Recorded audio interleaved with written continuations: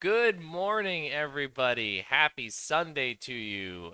Morning, afternoon, evening, wherever it is you are.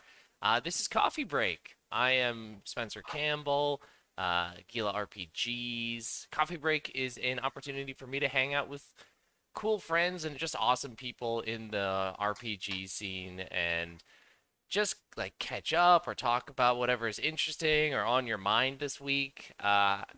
And Paladin and I have been having a great chat in the pre-show, so I'm excited to just kind of keep going with that. Um, but speaking of, allow me to hand the mic over to my guest for a moment here to introduce themselves. I've got HTT Paladin here. Paladin, would you introduce yourself to the fine folks at home?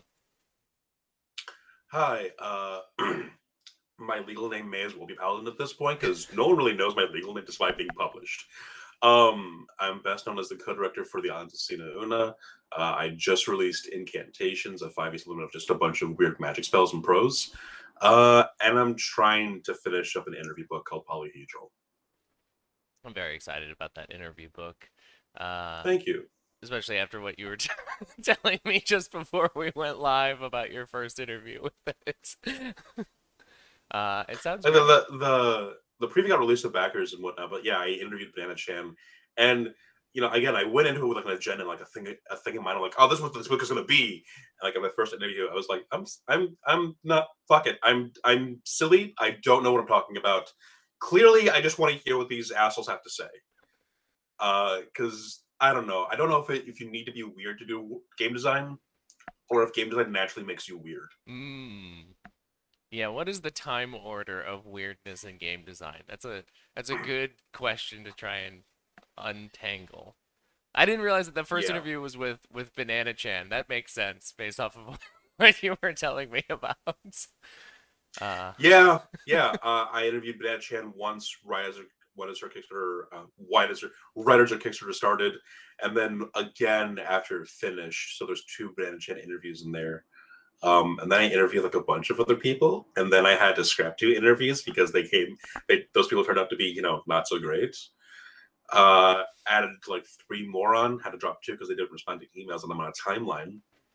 Um, and yeah, right now I'm just kind of racing to the finish. The problem is that transcription makes my brain go numb. yeah, Uh, that sounds like I'm assuming these are pretty long interviews that you're doing with folks. yeah, some of these interviews hit like 2 hours. Transcribing that? Yeah, and like it's weird for me to just talk now Mm. after having to listen to myself talk in interviews, and not just like hear me say full on sentences, but like hear a sentence, go back 15 seconds, hear a sentence, go back 15 seconds, hear myself say the sentence again, go forward, go, wait a minute, did I really say that? Go back to the same sentence. What fun! What fun that is. Oh yeah. Oh yeah. I mean, Uh, I made this special help for myself, so Now you live in it. Now you live in it. yeah.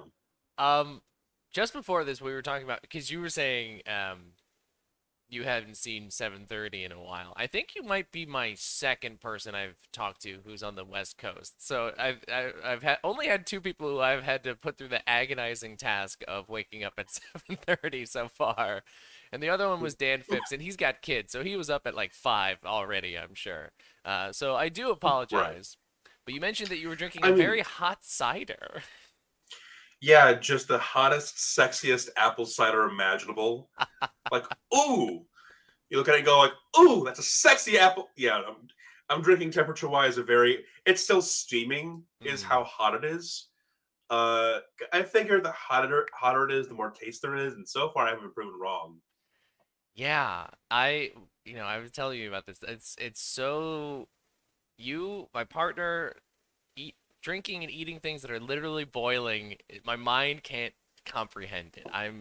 I go to like my parents or my partner's parents' home, and her mom cooks this delicious meal, and it's all like sizzling off the grill, boiling in the pot, hand it to me, and I'm just like, I'm sorry, I'm a baby, and we'll have to wait 10 minutes before I can eat any of this. And so everybody's enjoying their food, and I'm just kind of like, this looks great. It smells great.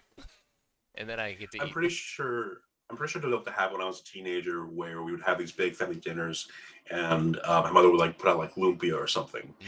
and it'd still be like hot to even touch, you know, like still steaming. People having some polite conversation while they're eyeing the food. I thought to myself, if I start now, I can have like seconds while they're having their firsts. So literally just me like crying, eating people be like, "Hey, are you okay, Paladin? You does that hurt?" I'm like, "No, I'm fine." Because I got more. Just, yeah, like I can eat more than y'all. I'm eating sooner than y'all. And of course, as a teenager talking to like, a dude, a person, two people in their like middle ages, and like two children. Right. Of course, I'm gonna have seconds. Of course, I'm gonna eat more than them. You know, I miss that black hole stomach you have as a teenager. The infinite void. God, just the constant trash I would put into my body with virtually no cost at the time. Yeah, literally, just like 40 McNuggets. Let's go. It's fine. I'm just gonna slam back down and go back to being a functioning human. And now it's like, I had 10 nuggets. I need to lay down. I made a I huge don't mistake. like it. Yeah. Don't like it. I didn't sign up for this. I didn't sign up for this. I want my bottomless pit back. I want to go back to eating like Goku. Fuck. that is a good goal. God, those are just the best scenes. It just seems such like a delightful time to eat when Goku's eating. Um, Hmm. that's awesome. Yeah, I've been eating a lot lately. Speaking of the bottomless void, uh, my my partner's mom's birthday was last week, and I like to cook, so I enjoy cooking birthday dinners for folks. And she asked for steak, and I don't like steak at all. I don't like my brain. I just can't get it. I don't know why I don't like it. I love seafood. Like if you give me a choice between a steak and like a delicious fillet, I always go for the fillet of fish. Not the McDonald's, but yeah, maybe that too. um, but yeah, I had to cook a steak and I literally just handed it to them and I went, I think this is good. I have no idea. It was one of those leap of faith moments, and it turned out I did a pretty good job. So I'm in a good food mode right now this weekend. Oh hell yeah. It's a good I place to need to be. get back into cooking more and more. And like every single time I finish like a good meal, I feel like, oh, this is what it means to be alive, to be truly human. Warmth and deliciousness. Yes, this is the essence of true humanity. And the next day, I'm possum ratting through a McDonald's bag. Right, exactly. Right? I'll convince myself to cook once or twice in a week and really give myself a hearty pat on the back. Like, you did it, Spencer. You really did it. Now, now Yeah, go be a monster. I've been eating way too much takeout recently. I feel like the more takeout I eat, the more I'm just, in essence, feeding my depression. More or less. Yeah, like so I'm trying to slowly ebb my way back into eating like a regular person, which is not like some fanciful lord. Because like the absurdity of Uber has not been lost on me. The magic of like DoorDash is not lost on me. Where you can pay someone, like $7 as a tip and be like, I want this food. I don't want to drive there. Bring it to me. You Hmm. know, you feel like an asshole for asking your roommate to like bring you something from the kitchen, but like you can be like, yeah, here's a tip. Drive halfway across the city for me. I want some ramen. Right. Like that. It's still absurd to me on a very high level. I don't want that to go away ever. You know? Yeah. That's good. It's good to hold on to that. It's good to Yeah. constantly be thinking about that. Um, so speaking of this interview book, I am curious about the interview the polyhedra book that you're working on. Yeah. Uh, how many people did you end up interviewing for that? I'm curious. I I want to say a little over 30. That's awesome. That's awesome. Are these when you like? Because I'm always curious about these sorts of things because I know like Sandy Pug did an interesting thing recently where it was for like just small quotes of games that like are inspiring to you and they're just like these one little pagers and they specifically reached out to just everybody and got a wide variety. Like what kind of folks did you end up getting? Because I think you said your original intent of the book was how to like become a game designer or make it, but Yeah, yeah. I in 2020 while working on my first ever book, I ran into the frustrations that you run into when you make RPG books. mm, And I was just fucking pissed off one day because like we were just into that initial height of the pandemic. When everything was closed down, we were all really feeling it that first month as opposed to feeling it, now. Um, Mad. Um, and like I was just like first I thought, okay, you know what? I'm just gonna go on a Twitter, make a shit post thread, and then go back to work. Um, sorry, I keep coughing. no, don't worry about it. Um, and like I was like, I'd ask all these guys all kinds of questions, making jokes, yada yada yada, and like instantly, like five of my design friends were like, "Hey, I'm in," and I'm like, I'm fucking joking. Mm-hmm. I'm joking. This is a little like, ha ha. Like this is A little not goof. this is not a thing I'm doing. So the tagline for the book for a while was a Twitter joke gone horribly awry. Nice. Uh, but yeah, no, I went into the book thinking like, hey, I want advice on how to make this kind of stuff.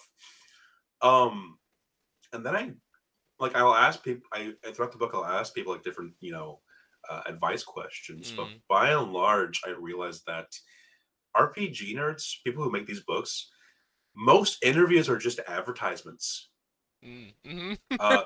It's like when you watch Jimmy Fallon and they're like promoting some new movie or something. Right. And that's how it felt because I was doing interviews for my first book, for Cena Una, and like I'd be getting like the same like 7 or 8 questions every time. Mm. And the first time you get them a couple times, it's like kind of novel. After a while, you learn to put on a good face and go on like autopilot mode. Yeah. Um, and that I want to learn more about individual projects, but also just the people who make these books are some of the weirdest fucking people. Um, I don't want to like seem lazy and use like a catch-all term or a word that gives up essentially, where it goes, I don't know, it's weird, that Mm. kind of vibe. Um, but God, some of these fucking people, they're little freaks. Uh, at one point, I remember, and I don't know if I cut this out yet. Uh, I called someone a smarmy little fuck, Nice. Very good. and that's pretty much the tone of the book. Just these long ass conversations about the different games they're talking about, like how they got into RPGs, why they do it, what got them into it, and then trolling out from there. I remember interviewing the two guys behind Morkborg, Mm. and the writer was talking about, yeah, so during the day, I'd be working my day job, learning, researching on how to save people, and then at night, I'd be writing them about how to kill people. It was very cathartic. And I'm there sitting in my chair going, what the fuck do you mean you researched COVID? What do you mean? You know? These are some I talked, some weird little folks here in the RPG yeah. scene. It turns out. I talked with Matthias, who works over at Free League. Mm. Yeah, Free League. Just talking about the history of gaming in Sweden, and how they knew about D&D, but they didn't really give a shit about D&D because they had their own version of like their the old school fantasy stuff. Yeah. And like just random shit like that. I think at one point I was streaming with John Shim about why 3.5 is kind of awful to play now. Uh, just random ass shit Yeah. that we just kind of went into. That's I awesome. remember for a few weeks after the week I did the Morkborg interview, I was really on a kick about community and what it actually means to make a community. Mm. Because like they make like almost nothing on Morkborg sales. They don't really give a shit. Oh, Because interesting. like Morkborg is a because like Morkborg has like so many like intricate pieces to it. The silver foil on the interior pages, the ribbon, the interior cover art is just a bunch of rules pages and stuff like that. Yeah. And they don't make a whole lot off each book. They don't really care because they have day jobs. They just want to make a fun thing. But often they'll just take the profit from those books and pour it into a new like more work project. You know, Yeah. it's how they support their own internal community. And so now people online say the TTRPG community, and they're American. My instant guttural response is, "You fucking liar!" Because like it's like when someone says, you know, "Hey, TTRPG family," you know they're about to be shitty for like 5 minutes straight. Uh-huh. Um, Someone saying, "Hey, TTRPG community," it's like a little yellow flag for me now. Okay, that's good. That's good to know. I that makes first of all, the Borg sales thing makes sense to me because I remember when I bought my copy and I was confused at the price tag because I was like, I've seen this thing. I know what I'm getting. Why am I only paying this much money for it? Uh, Yeah, it's wild the value of that book compared to what you pay for it. yeah, I've seen similar books of the same like price tag, and it's like black, white, sort of newspaper quality paper. Mm-hmm. And their stuff is just like, what the fuck did I buy? Excuse me? Am I being spoiled right now? Like, what the fuck is going on? You know, I it was such a good, wholesome feeling to be getting for a book so dark and trying to be disturbing. You know, Yeah. Yeah. That's fascinating. That's fascinating. That I mean, that does make sense that they're. I'm glad that they're aware of it and that's a decision they made. That's cool because I mean they have always been. I feel like the Morkborg scene is very cool about just like constantly cycling and fueling one another up, which is awesome. Like they had the really neat like third party license and the I forget the name of it, but like the big space where like all the cool Morkborg stuff was all filtered to one place so you could find it. Yeah, they've done a hmm really good job of cultivating like just the people full of all of the dread right now. yeah, Yeah. it's active community building with their own product, and that is a real hard to fucking do sometimes. Mm, And B, kind of aspirational. Because yeah, there's like a bunch of online people who use similar hashtags, but like a sense of community is hard to really acquire some days. yeah. And I think, especially right now, living in a digital age, in still a pandemic, mind you, like it's hard to foster a community, Yeah. especially when things are so charged. And I'm not going to say any one reason why it's like this or I feel like this, but like people are very divisive on certain things these days, for Yeah. right or wrong. People are very quick to jump to like, and fuck this, which Mm, like good for them. Make your own like online safe space, online place safe, but also just it's so jarring sometimes, you yeah. know. I've been like in the weird Twitter headspace lately. Like I've been stuck in there where like I don't know. I've got to figure out how to engage with Twitter in a way that is better for me because how I'm doing it right now is not working for me. Because exactly like you said, it is incredibly divisive. It is, and like I have felt myself become more like I can go from 0 to 100 more so now than I ever went before. And Mhm. it just sucks. It just sucks being always online because that's the only way people are ever going to know about any of my shit. So I have to be posting about it on Twitter. But then also like what it just takes one bad interaction with somebody for my brain to go, well, the day is lost and this person sucks and everything is the worst right now. Uh it's miserable. And I haven't figured it Yeah, out. I things were already kind of like you know unsteady heading into 2020. Mhm. And then we had a year where an Ebola outbreak in June of 2020 was quickly forgotten. Yeah. Do you know how bad things have to be for Ebola to be the footnote? Right. Like I think murder hornets showed up at one point and they were quickly dismissed. Yeah. Ebola and murder hornets were footnotes in the grand tapestry of 2020. Yeah, it's gonna like grind against people for so long. I In recent times, I've just been like keeping my distance from spending too much time on Twitter. Mm. Like I will be on there for a little bit and then scroll for a little bit and then me forget about Twitter for most of the day. You know, Amazing. I posted up. I finished up a puzzle. I glued it. I put it in a frame. And that was how I spent my very exciting Friday night in. And I put it online, and then I just put away my phone. That's a lie. I went on like Webtoons, but like I put away Twitter. Because like, I don't know if Twitter. I've decided if Twitter isn't actively giving me joy for something, or if there's something that I have to be actively engaged with, I'm kind of done. Yeah. Because whenever any like discourse happens in the TTRPG community, again, yellow flag. There's a lot of talk from a lot of people who don't know what they're talking about. A lot of people who like to talk as if they know, but really they have an opinion and a couple thousand people following them. Yeah. And I'm tired. I don't want to be tired anymore. Yeah. I got 7 books I'm writing on, producing for, doing layout for. Like I got other shit to do at this point in my life. Right. Yeah. I I envy you. I wish I could like just put a thing on the phone and be like, "All right, phone, I don't need you anymore for a little bit." I'm learning it. I'm learning it.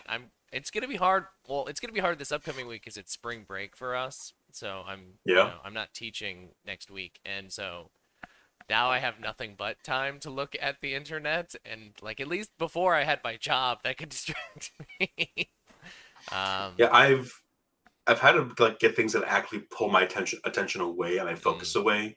So when I'm doing a puzzle, I'll also be listening to the Magnus Archives because I got that like I don't want to diagnose myself because I'm not a doctor.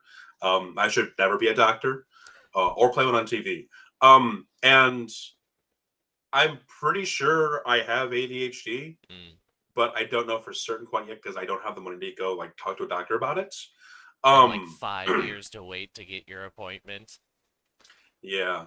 But like unless I have something like occupying both my thinking brain and my physical body, I'll wander and usually that'll take me to Twitter. Yeah. So when I'm playing like Elden Ring, I'm listening to a podcast, which is kind of dangerous to do, I realize, but I mean I'm gonna die anyways. That's actually really brilliant. Yeah, I need 2 things constantly occupying myself so I don't go to Twitter. And it's been working. I need them less and less and just not automatically go to Twitter. You know, that like old loop of like close Twitter, open new tab, open Twitter. Yeah. I'm doing all these hand signs right now, and I don't know why because no one can see them but me. Because you can't see past this line. Right. I'm shrugging with my hands too, but no one can really see it either. Like I don't know what the fuck I'm doing. Right. Well, first of all, so like I play Destiny, like an unreasonable amount of Destiny, and yeah, I do the same thing. I listen to something while I'm playing Destiny, and that's enough stimuli going into my brain that I won't be like, and what's also going on Twitter right now. But I have been playing Elden Ring, and I, for some reason, have not been playing other things while I'm playing Elden Ring. I'm just playing it, and I feel like if I played something else, it'll distract me and I'll die. But you're exactly right. I'm gonna die anyway. I should just listen to something. Have some weird things going on while I explore this weird ass world. Yeah, like I'll hit a flow state where I'm listening to like someone talk about some like murder mystery in Toronto. And I'll be like, and I'll end game. I'll be like, this fucking crab, this motherfucking shit, goddamn fuck, hi, can't, fuck, you know, I'm gonna die anyways. Right. And then when I need to focus, I'll take off like the podcast. I'll be like, it'll be my big DBZ reveal moment. I'm like, yeah, I'm ready now. Let's do this. And I'll still die, but I'll be more focused when I die, at least. Right. It's that moment. I don't know if you experience it when you're driving somewhere and you've never been to that place before, and you're starting to get close, and you like turn the volume of your music down or you turn your music off so that you can find the place better. It's the same thing where it's like, all right, I'm gonna pause the podcast because now it's real mode. I'm gonna die, but concentration and death. Yeah, like when I go to a convention and my plane lands, I'm like, all right, time to turn this down. To focus in on getting off this out of this airport, because some airports are a fucking labyrinth. What are you playing as in Elden Ring? I'm just curious. Oh, I went with Bandit, and I had a lot of regrets at first. I had a lot of regrets at first, just because like you get a bunch of arcane, you get a lot of dexterity, and neither one conducive to making high damage builds. I see. So I had this fucking butter knife that I can't really do a whole lot of damage with. and this buckler and like shit to your armor, and I'm like, what the fuck am I supposed to do here? Why did I do this to myself? Yeah, because every other class is like, hey, here's some vigor and stamina and those basic things you need to survive. Mm-hmm. And I'm essentially someone who wandered in, stole some stuff off the ground, was like, I'm part of the Elden Ring, and it's like, yeah, that's not the character. Like you have like the warrior and the vagabond and the prisoner and the inquisitor, and then you have like I'm the bandit, doing the panic scream of like, am I supposed to be here? No one Definitely stopped me not yet. supposed to be here. Yeah. Very good. But I'm playing a lot more, and I got some better weapons, and I'm having a lot of fun. Oh, good. Turns out to have an easier time in an RPG, you have to level up. That's a weird concept to me. It's a weird concept to me. Yeah, I'm not going to talk about it on Twitter, but I beat the first boss at level 5. What? Excuse me? Yeah, I traveled around a lot, just explored, and upgraded those summonable wolves up to level 3. Okay. And like the first boss, you go with like the little sorcerer pal Yeah. near the gate, and you go in with the wolves. And I would just run behind him, stab him once, and then dodge roll backwards, and keep doing that over and over like a fucking coward. Just And sick your yeah, dogs on him. yeah, Wow. yeah. That's amazing. Fuck him. That is Fuck amazing. that guy. I agree. You got your little sorcerer No. pal. You got your good dog friends. What else could you need? Who needs levels? It's kind of like, yeah, no, like it's kind of like when you play Skyrim, you can become the Archmage of the College of Winterhold at like level 4. Yeah. Like straight up, just like going, just bull rushing through, like, I'm here now. I This would is like a to be horrible in mess. charge now. Just like going, I'm gonna be in charge here. Like still going through like you're still struggling to put like flames down the game, and all of a sudden like, here you go. Here are the Archmage's robes and mask.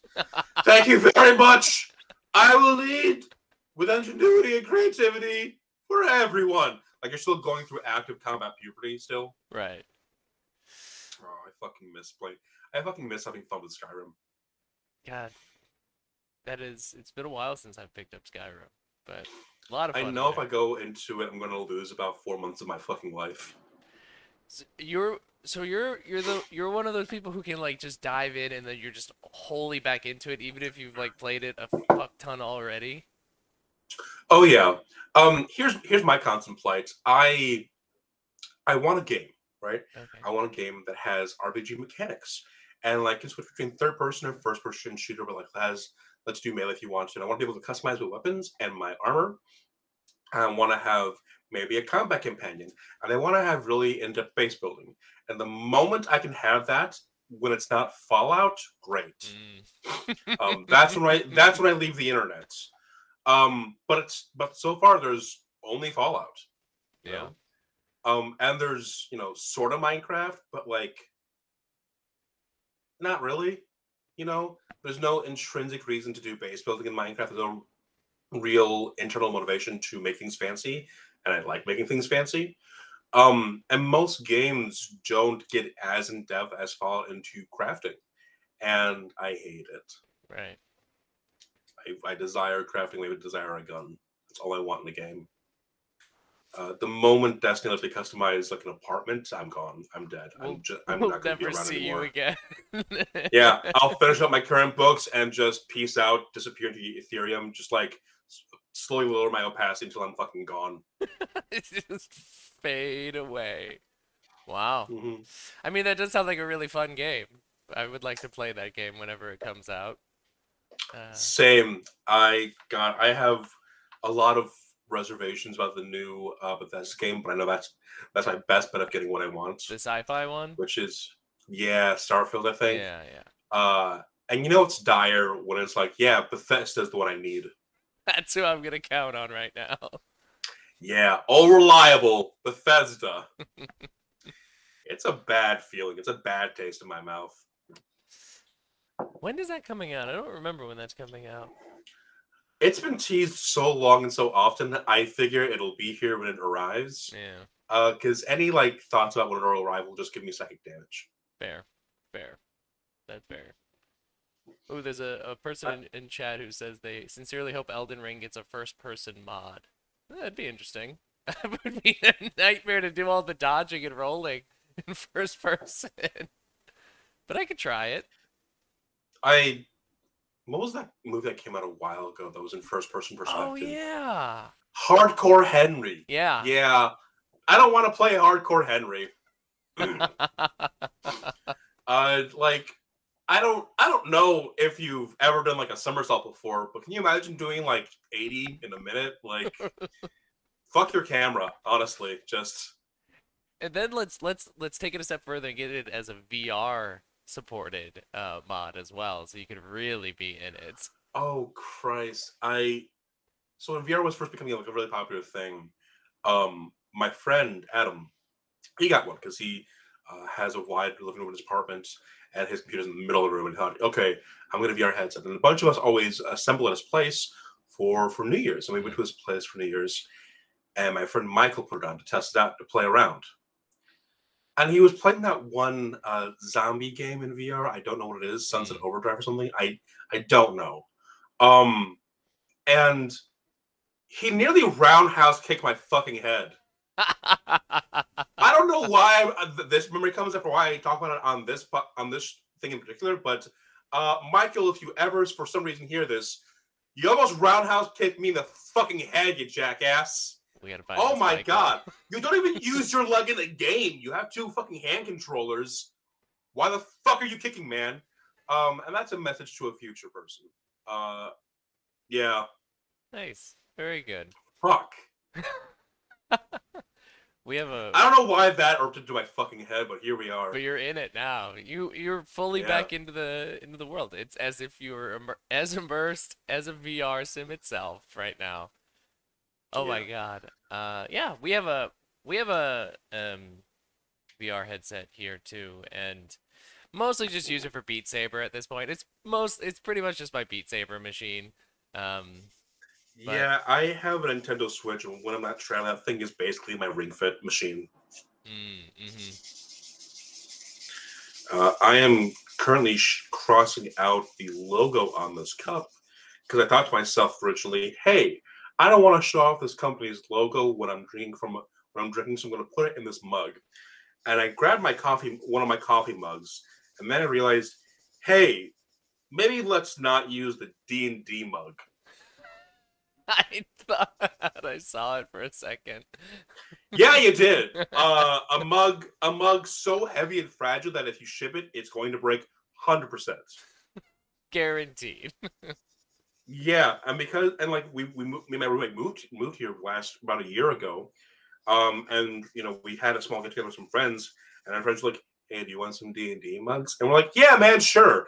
And then he handed us like 6 large ass D&D mugs. And that makes sense for my roommate because she works at D&D, but like I don't know, it feels off. Like I wore a D&D shirt to session 0, which was this Mm. big like indie It was so development cool on indie game Gather. scene. Yeah, yeah, yeah. And I wore a fucking D&D shirt like a jackass. I didn't think anything of it until someone went like, "That's a bold choice wearing a D&D shirt here." I'm like, "Fuck, you're right." I had changed. Right. Like I was giving a talk too. Like Session Zero was awesome. It was very cool. I was it was fucking great. When I stopped using Firefox for it. Mm. Because I was glitching through different chat rooms, and literally people were like, "Hey, man, are you okay?" I'm like, "Yeah, I was teleporting. I don't know where I was." It There we go. Now you can't tell what I'm drinking. could be anything. Could be I don't know anything. why. I don't know why it took like 5 minutes to scribble that out when my ginormous fucking hand covers it completely. Right. I didn't even think. I'm a smart person. I make books and I know English.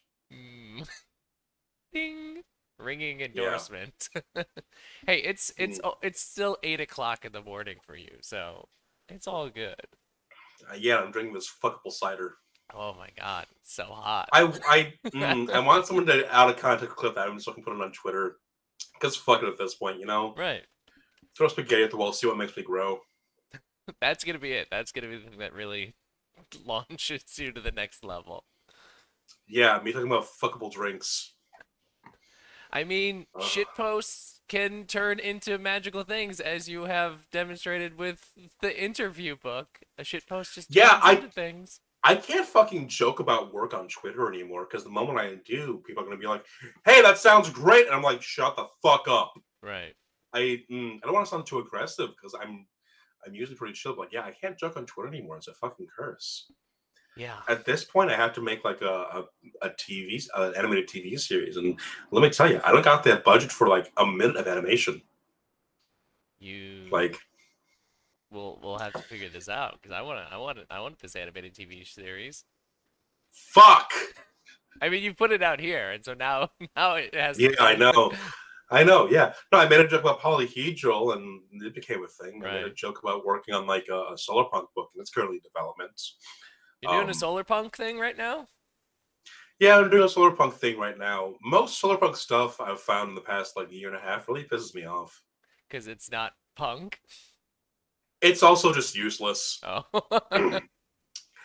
There was like this ad a few months ago, and I forget what they were advertising, but it was just like showing off this like green solar punk future where it's like, oh yeah, it's the future and it's green and like the buses can fly and like we have a bunch of solar panels and robots and like look, there's a drone that flies in and brings you one container of liquid, and it's like, first off, what's really solar punk is sealing your windows properly. Mm. What's really solar punk is like building a ramp for people who with canes or wheelchairs instead of making a robot that costs $100,000 to lift someone in their wheelchair up 2 steps. Mm. Um, but like it was just advertising. A lot of solar punk stuff is a lot of nice imagery and very useless otherwise. Like I think ArtStation it was. Yeah, I think ArtStation had this contest for like envision a solar punk future. Mm. And a bunch of these really talented artists, really skilled artists, made these grand sweeping architectures of concrete and glass and steel with no one around. And like, first off, where are you building these grand, majestic buildings? You know, where are you building these massive structures that will need to take space somewhere? And why is everything barren? Mm. You couldn't even do like little shout outs to people. They're just, it's completely fucking empty. The only time things like that are empty is if there's like a mass plague. Um, People either can't imagine a way to get there or they can't imagine being there. All they want is the very nice imagery and then to quickly move on. And it really agitates me. Mm. So, like, yeah, I'm working on a solar punk book, but it's more along the lines of there is technology, but there's still the same old problems. Okay. Because people rely a lot on a lot of technology to solve a lot of things. Um, that doesn't solve core issues of people, though. You know? It does not. Yeah. Like, like bioconcrete is concrete that has like algae in it, and like when you put it down and it breaks, it'll like absorb rainwater and like reheal itself. Mm. That's stellar. That's fantastic. That's fucking great. I grew up in Michigan, and the old joke was we have two seasons. There's construction and summer. Mm-hmm. Um, and you know it doesn't solve any other underlying issue with government or with people or people's greed. Yeah. You know, you can make all the flying drones that will bring you one container of liquid all you want, but like there's still a people problem. Right. I don't know. It's a lot of wishy-washy nonsense, a lot of solar punk, where they're envisioning a future, but not like at all encouraging people to figure out the steps to get there. You know. So yeah, solar punk, but also trying not to be useless about it. Cool. Cool. Is it? I mean, I don't know how much you can or want to talk about it. Is it like a setting sort of thing that you're working on? Is it going to Yeah, it's a be setting. cool? It's a setting. I I need money, so I primarily work in 5e. If I didn't need money so direly all the time, I would be working more outside of 5e. Mm. Still, that's very cool. That's awesome. Yeah, there was a Thank question in you. chat about what the heck is solar punk, but I think it was largely covered.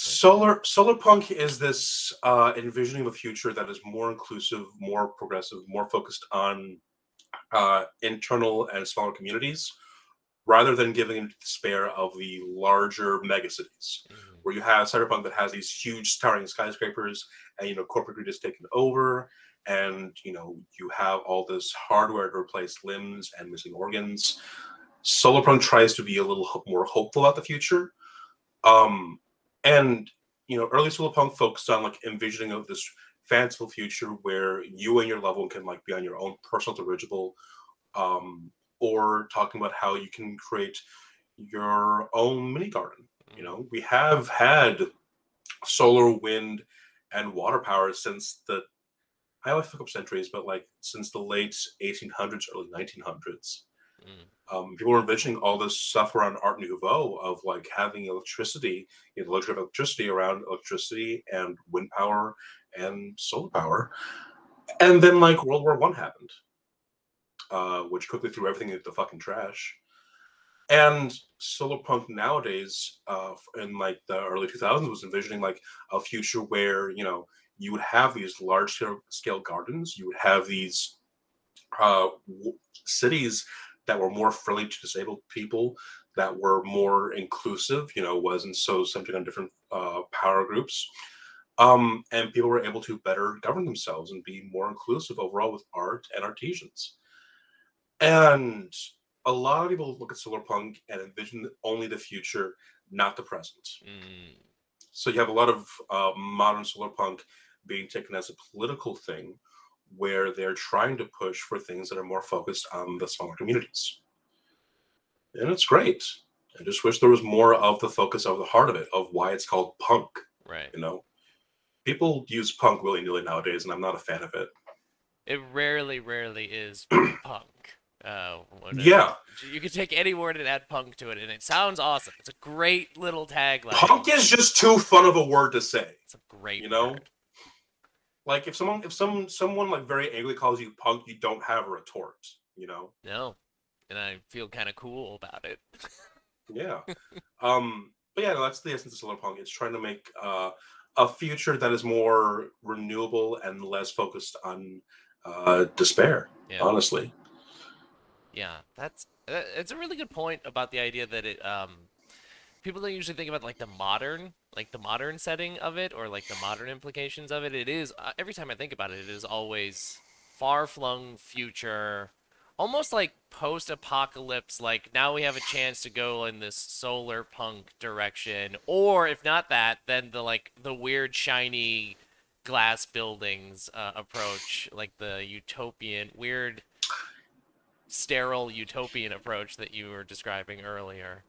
Yeah, and like I don't want the world to go into an apocalypse. I don't want there to be some inciting incident where people go like, the past made dire mistakes, so we have to rebuild. Like, flat out, I'm not going to survive. Right. My apartment is going to make a great living spot, but it's not going to be a thing where I go into the future. It's going to be a thing of someone found my place, took all the food out of my pantry, and was like, sick, I got food now, and leaves my corpse. That's it. That's what happens when there's an apocalypse. I'm going to become a nice food spot. Right.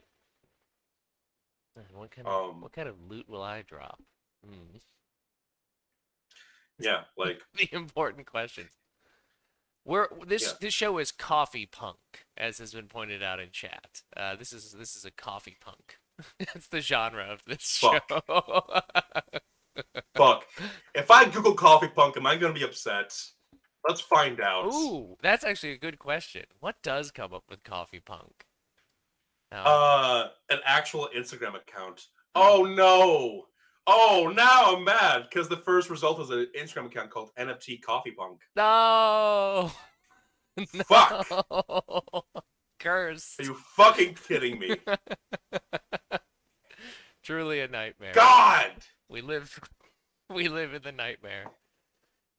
Couldn't be less punk. Couldn't be less punk. Oh no, the antithetical. God damn it, that's actually upsetting that the first result is an NFT Instagram account. Fucking hell. Well, that's a huge bummer. So I guess we're gonna have to. Kind of is. We're gonna have to rebrand the show. It is no longer Coffee Punk. We'll have to brainstorm that between now and next week. God damn.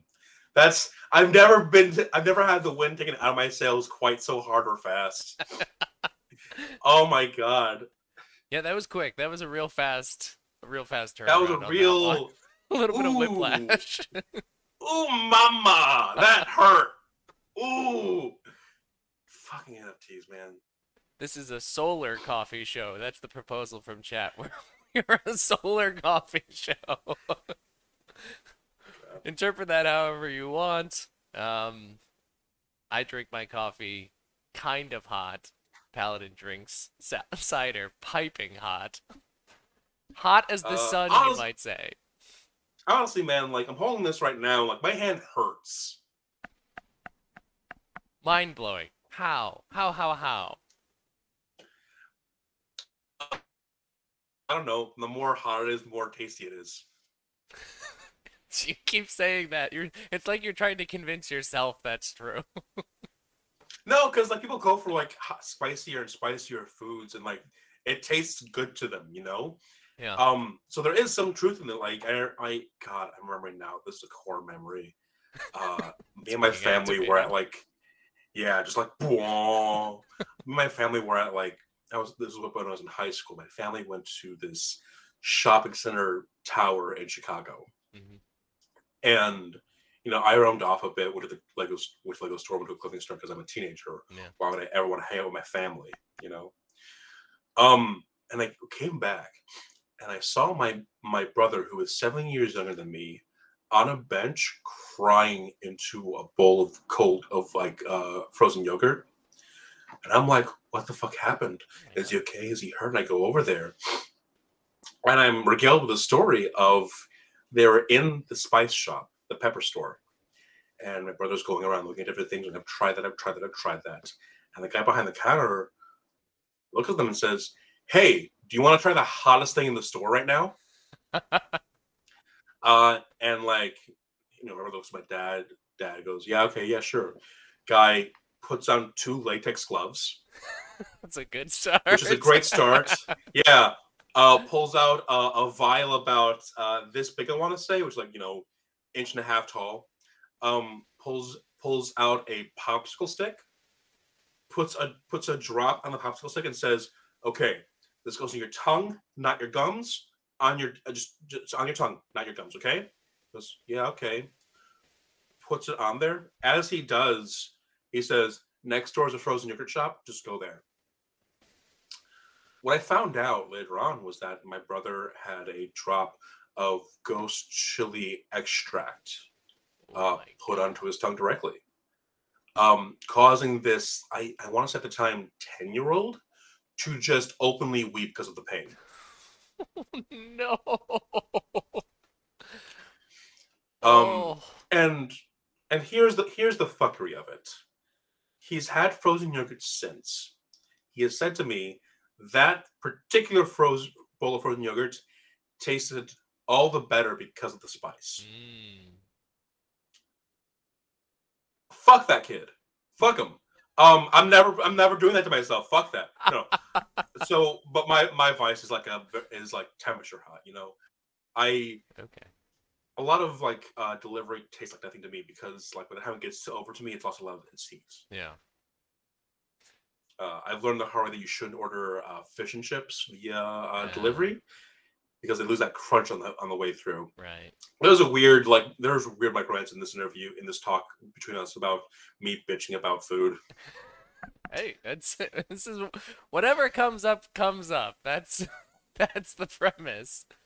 Um, Yeah. wow, I like I said, I was telling you before, I'm the biggest baby both in terms of temperature and spice. So truly I am the most boring person to eat with, where it's like let it Do cool you down can and you don't hand, put a lot of spice in it, please. can you handle cold food? Like, do you just like hardcore just with your teeth eat ice cream? I can't. Yeah, I'm all about cold You're a fucking freak. food.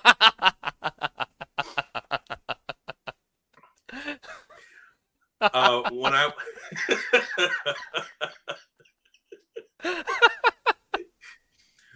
when I was in high school, I drank Monster energy drinks in place of water. Okay. Uh, so my gums and teeth are hypersensitive now to any cold. Okay. So hearing anyone be like, "Yeah, I just chew ice cream," fuck you. First off, Yeah, I guess that's true. Cold I like. Cold I'm into it. I'm one of those weirdos who prefers cold pizza. I'm I truly am a nightmare to be around and to eat with and to plan any kind of food with. I want my pizza to have toppings that border on liquid. If we eat together, if we ever eat a meal together, it'll be a 2 hour long meal because you will eat and then I will wait forever and then I will eat. Listen, I'm gonna have a lovely meal, Uh-huh. eating my food, and then playing Sudoku while you continue to eat. God, what a fucking nerd thing to be like, I want to play Sudoku while I wait for you to finish your food.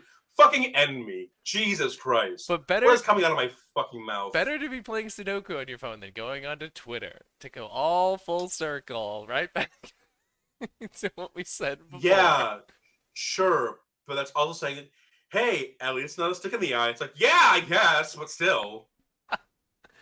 There's a question in chat since we are talking about food so much. Is there a particular like RPG setting food that you would like to taste in real life? Or I guess just like any like if you can't think of an RPG setting food. I'm trying to think of food and games. I can't tell you how much, just the degree of want I have of in any RPG setting, wanting to know what the fuck dragon tastes like. Mmm. Because like in every single RPG I've ever seen, I'm burping, sorry. Where like they talk about food, or they bring up, using all the parts of the body, Mm. any kind of jazz like that. They bring up eating dragons, Yeah. and I want that. I I want understand that like I would have to like be capable of killing a dragon myself, but like I can get in shape. I'll learn how to use a spear. I don't care. I need to know. if You ever know? there was a thing to motivate me to get in shape, it's so that I can eat a dragon.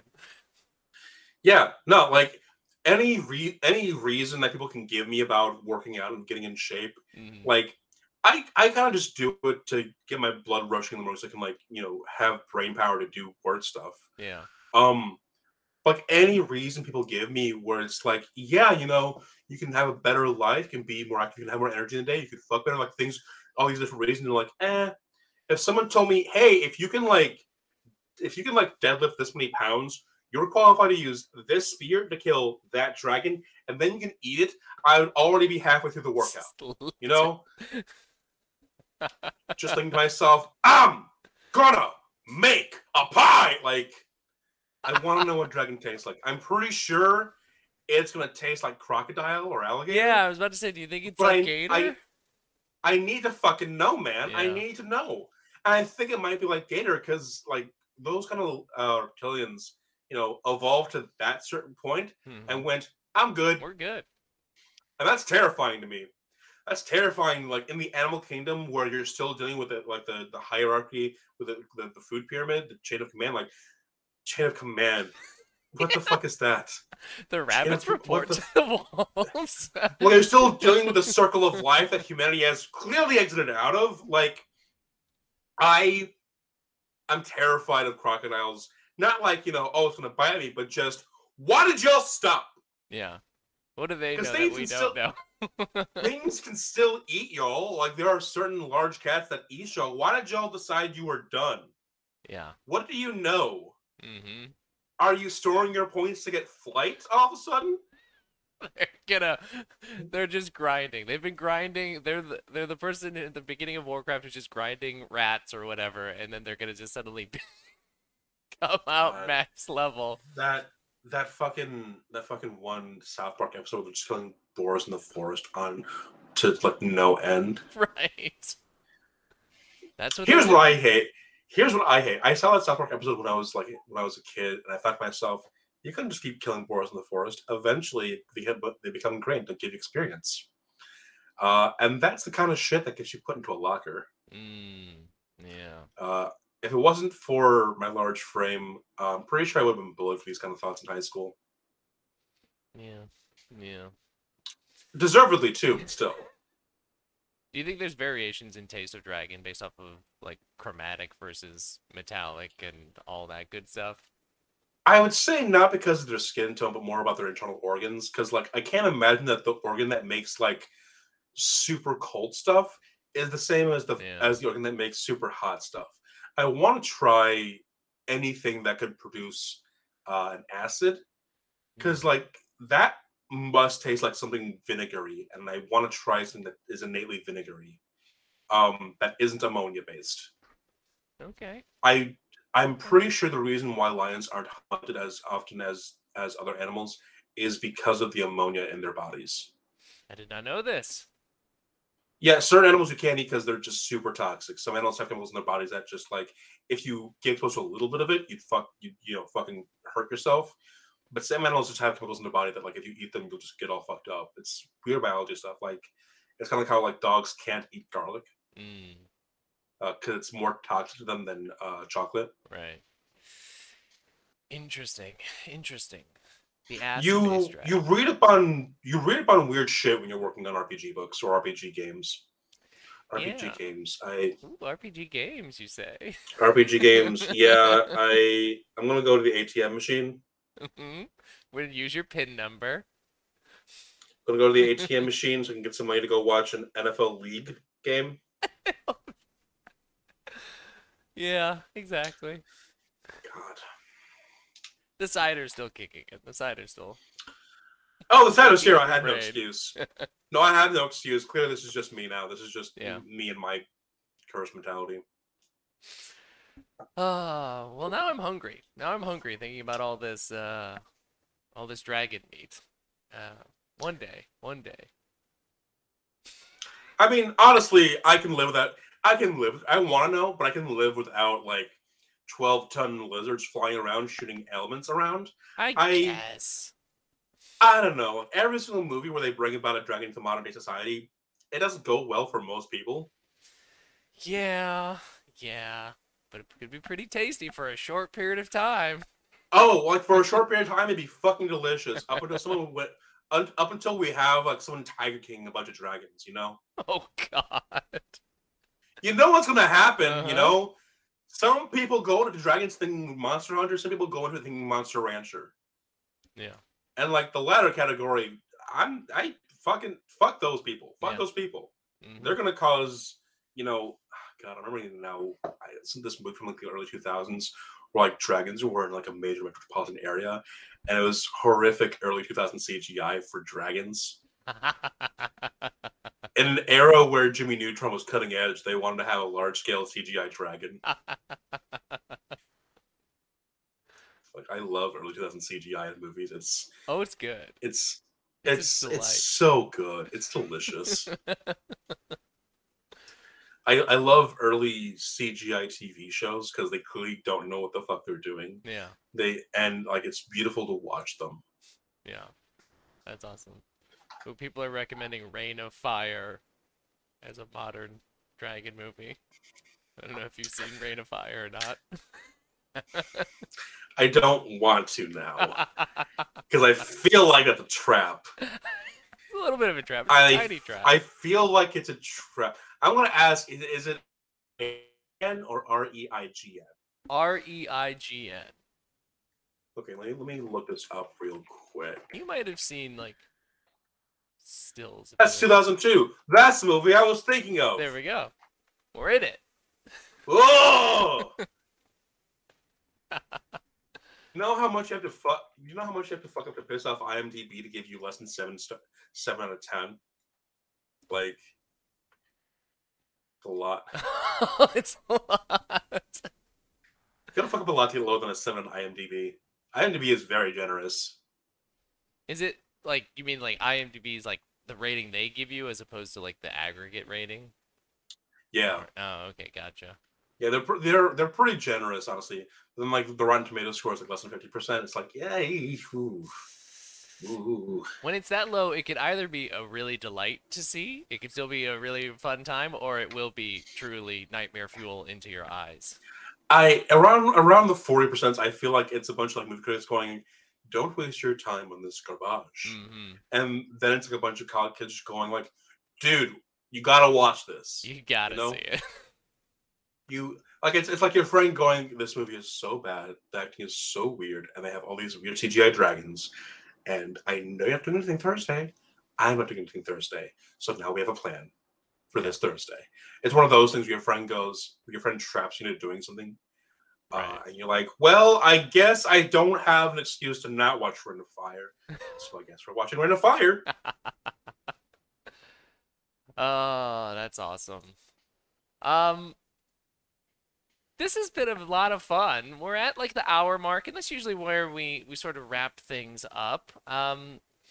What are you? I mean, so you're working on the solar punk thing. What other things are you working on right now that folks can like? Where can we put people's eyes on you if you wish to have people's eyes on you on things right now? Oh, I mean, I've touched eyeballs before. I don't want them on me. Ooh, Um, ooh. yeah. Wait, why? Uh, Wait, wait, before you go into things, why have you touched eyeballs? weird career paths. Okay, okay. Um, you can find me on Twitter and Instagram under HTT Paladin. That's where I'll usually shitpost and eventually reveal certain projects. I got one I'm announcing in like the next week or two here, um, for crowdfunding.